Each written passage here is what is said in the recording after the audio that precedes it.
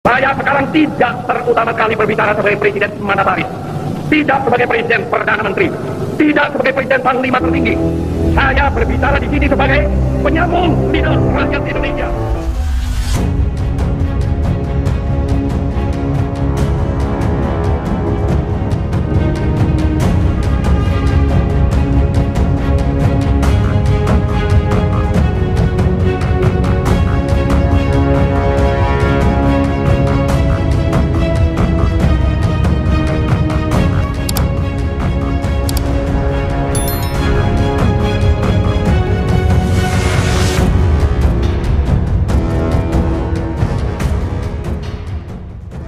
Menyingkap rahasia pembantaian massal 1965-1966.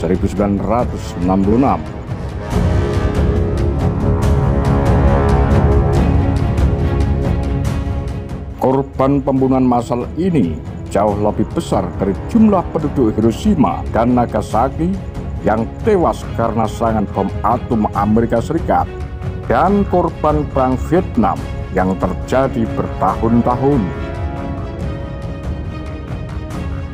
Pembunuhan massal terhadap anggota dan simpatisan Partai Komunis Indonesia sejak 1965 hingga 1966 merupakan salah satu tragedi kemanusiaan terbesar yang terjadi di dunia pada abad ke-20. Hingga kini tidak ada kepastian berapa jumlah korban pembunuhan itu, mulai dari yang paling kecil 78.000 jiwa hingga yang sedang antara 500.000 hingga 600.000 jiwa dan yang tertinggi mencapai angka 3 juta jiwa. Menurut Hermawan Sulistyo dalam bukunya Palu Arit di Ladang Tebu, Sejarah Pembantaian Massal yang Terlupakan, Kasus Jombang, Kediri 1965-1966. Perkiraan jumlah korban memiliki muatan politiknya sendiri. Keterangan ini diperkuat dengan tidak adanya statistik jumlah penduduk di tingkat lokal maupun nasional sebelum dan sesudah terjadinya pembunuhan tersebut, sehingga tidak ada data yang dapat dipercaya. Anak Marhan A.M. Hanafi dalam bukunya A.M. Hanafi menggugat kudeta Jenderal Soeharto dari Gestapo ke Super Semar, membenarkan muatan politik dalam penentuan jumlah korban pembunuhan itu. Menurutnya, sejak awal jumlah korban pembunuhan massal itu telah dimanipulasi. Data resmi pemerintah yang menyebut angka korban 78.000 jiwa sebenarnya merupakan hasil manipulasi rezim Orde Lama. Angka itu sengaja dipolitisi untuk menyelamatkan nama baik Presiden Soekarno di mata para pemimpin dunia. Manipulasi data ini kemudian dibongkar setelah 30 tahun lebih dipendam rapat-rapat oleh Hanafi.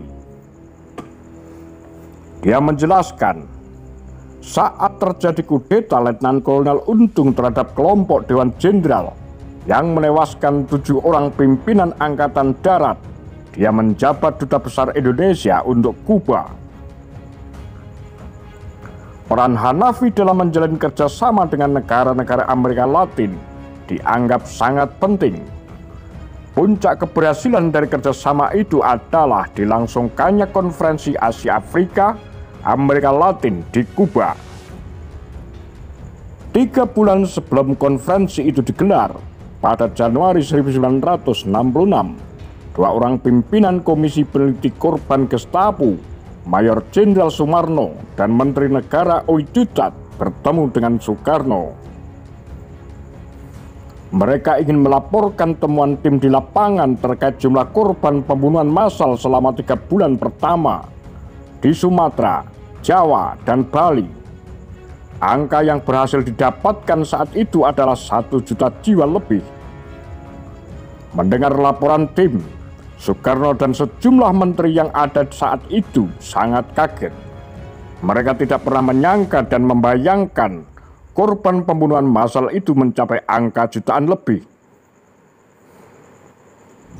Saat laporan tim berlangsung, Hanafi yang merangkap jabatan Menteri Petra sedang bersama Soekarno. Dia menegaskan laporan tim belum final, sebab tim baru 3 bulan bekerja sejak Oktober hingga Desember 1965. Sebagai Duta Besar Indonesia untuk Kuba yang diminta mengikuti Konferensi Asia Afrika Amerika Latin pada 1 Januari 1966, dirinya tidak bisa menerima angka itu. Dia lalu mengusulkan angka 78.000 jiwa. Kasihkan saja jumlah 78.000 orang akibat Gestapo, kata Hanafi dalam bukunya halaman 113. Usul Hanafi itu langsung disetujui Presiden Soekarno, yang dilanjutkan dengan perintah segera disebar ke media. Silakan Menteri UI temui wartawan-wartawan itu dan berikan jumlah 78.000 saja. Bilang juga, Presiden tidak bisa menjumpai wartawan karena sibuk sekali, sambung Bung Karno. Berdasarkan kesepakatan politis itulah, hingga kini total korban tewas dalam peristiwa pembunuhan massal tercatat 78.000 jiwa. Padahal jumlah korban yang sebenarnya mencapai 1 juta jiwa lebih. Setelah 3 bulan penelitian itu, aksi pembunuhan massal terhadap anggota dan simpatisan PKI masih terus dilakukan di daerah. Bahkan tak terkendali lagi. Korban tewas pun semakin banyak berjatuhan. Dalam pidatonya pada 18 Desember 1966, dengan getir, Bung Karno menggambarkan kekejaman pembunuhan massal tersebut. Jenazah-jenazah pemuda, rakyat, BTI, dan orang-orang PKI atau para simpatisan PKI yang disembelih dibiarkan saja di pinggir jalan, di bawah pohon dan dihancurkan. Tidak ada yang mengurusnya, katanya. Operasi pembunuhan massal pertama dilakukan di Jawa Tengah, yang saat itu menjadi basis massa PKI. Menyusul kemudian Jawa Timur, Jawa Barat, Bali, Sumatera, Kalimantan, Sulawesi, dan daerah lainnya. Pembunuhan oleh tentara di Jawa Tengah tertulis dalam Memorandum Intelligence CIA, Indonesian Army Attitudes Toward Communism. Dalam dokumen itu disebut, tentara menembaki anggota dan simpatisan PKI. Anggota dan simpatisan PKI dikumpulkan dan ditawan oleh tentara. Di Jawa Tengah, pengikut PKI dilaporkan ditembak di tempat. Tentara sangat mempertaruhkan prestis dan masa depan politiknya, tulis dokumen tersebut. Selain melakukan pembunuhan-pembunuhan secara langsung, tentara juga menggerakkan dan mengkoordinir kelompok sipil untuk melakukan pembunuhan-pembunuhan terhadap anggota dan simpatisan PKI. Namun keterlibatan tentara secara langsung dalam tragedi itu dibantah oleh Soeharto.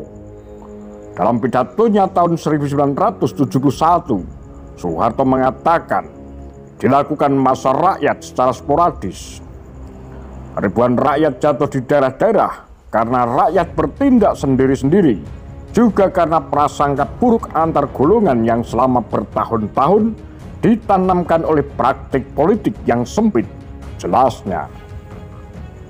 Sebaliknya, John Rosa dalam bukunya Dalih Pembunuhan Massal, Gerakan 30 September dan Kudeta Soeharto menyatakan, rakyat yang melakukan pembunuhan massal tersebut sudah dilatih tentara.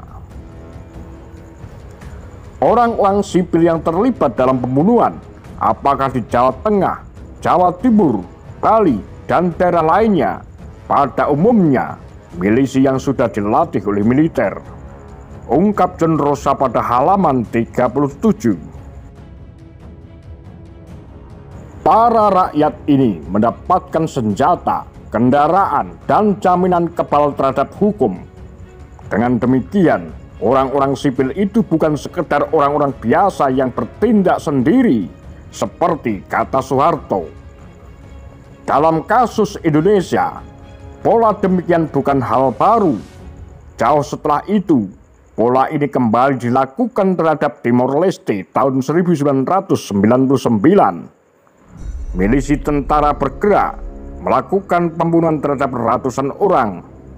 Aksi jakal-jakal terhadap anggota dan simpatisan PKI mulai mereda saat akan dilangsungkannya pemilihan umum 1971. Setelah pemilu usai, pemerintah Orde Baru melakukan kontrol yang sangat ketat. Berbagai penulisan dan penelitian tentang Gestapo mulai dilarang. Pengendalian wacana secara kolektif pun mulai dilakukan. Baru setelah reformasi 1998, wacana peristiwa naas itu kembali dibuka. Peristiwa pembunuhan massal 1965-1966 menjadi lembaran kelam sejarah panjang Indonesia yang telah dilupakan. Apa komentar Anda? Demikian Kura-Kura, Tagar Lambe Sundel.